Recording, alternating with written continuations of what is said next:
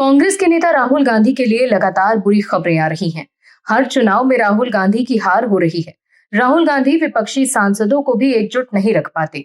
उपराष्ट्रपति पद के लिए हर चुनाव में करारी हार के बाद राहुल गांधी कुछ बोलने लायक नहीं रह जाते। राहुल गांधी बातें तो बहुत करते हैं, लेकिन जब चुनाव आते हैं तो बुरी तरह हार जाते हैं और फिर हार के बाद वो एक ही राग अलापने लगते हैं कि चुनाव में गड़बड़ी कर बीजेपी जीती है। पहले राहुल गांधी ईवीएम का रोना रोते थे, लेकिन जब ईवीएम पर उनके आरोप पर जनता में विश्वास नहीं किया तो अब वोट चोरी का आरोप लगा रहे हैं। लेकिन अब इस मामले को लेकर भी वो बैकफुट पर हैं। वो सिर्फ सियासी आरोप लगाकर राजनीतिक रोटियां सेकते हैं।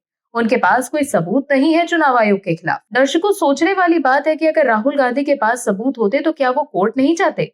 मोदी सरकार के खिलाफ बार बार सुप्रीम कोर्ट जाने वाला विपक्ष अपने वोट चोरी के आरोप को लेकर कोर्ट क्यों नहीं जा रहा? क्यों वो चुनाव आयोग को हलफनामा नहीं दे रहे? दरअसल राहुल गांधी को डर है कि कोर्ट गए तो पोल खुल जाएगी कि उनके पास कोई सबूत नहीं है। वो सिर्फ आरोप लगा रहे हैं कि जैसे चीन वाले मामले को लेकर आरोप लगा रहे थे। लेकिन अब एक और चुनाव में कांग्रेस की करारी हार हो गई है।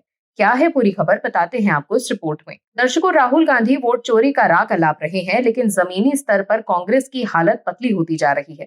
दरअसल 2022 के गुजरात विधानसभा चुनावों में बीजेपी ने रिकॉर्ड ध्वस्त करते हुए 182 में से 156 सीटें जीती थी।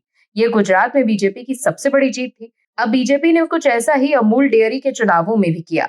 बीजेपी ने चुनावों में पहली बार क्लीन स्वीप कर लिया।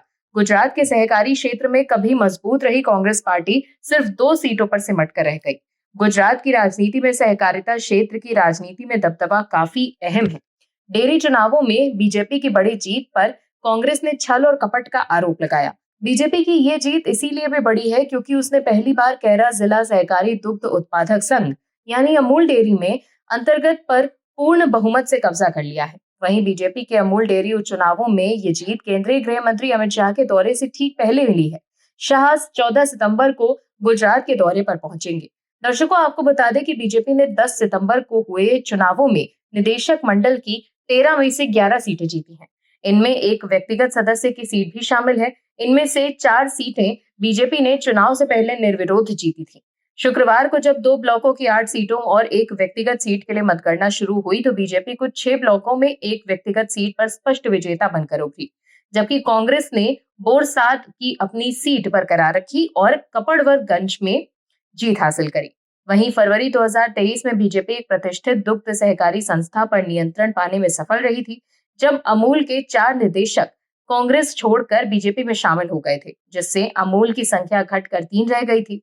वहीं 2020 में जिन 11 सीटों पर चुनाव हुए थे उनमें से 8 पर कांग्रेस ने जीत हासिल की थी।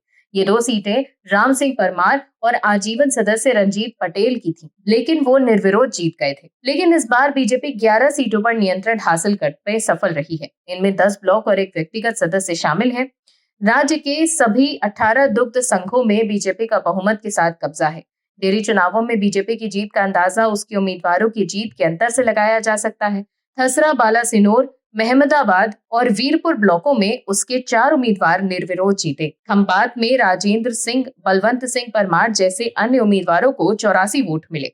वो 65 वोटों के अंतर से जीते। दर्शकों, राहुल गांधी लगातार ये दावा कर रहे हैं कि लोग उनके समर्थन में हैं, लेकिन बीजेपी वोट चोरी कर लेती है। लेकिन बीजेपी की जीत को तो कोर्ट में चुनौती क्यों नहीं दे पाते? उन्हीं की तरह आरोप लगाकर कुछ लोग मद्रास हाई कोर्ट गए थे कि 2024 के लोकसभा चुनाव में गड़बड़ी हुई थी, लेकिन मद्रास हाई कोर्ट ने उनकी याचिका को खारिज कर 1 लाख रुपए का जुर्माना भी लगा दिया। वहीं उपराष्ट्रपति चुनाव में विपक्षी सांसदों ने भी बीजेपी के पक्ष में मतदान किया। ऐसे में साफ है कि जब विपक्षी सांसदों को राहुल गांधी पर भरोसा नहीं तो जनता क्या भरोसा करेगी?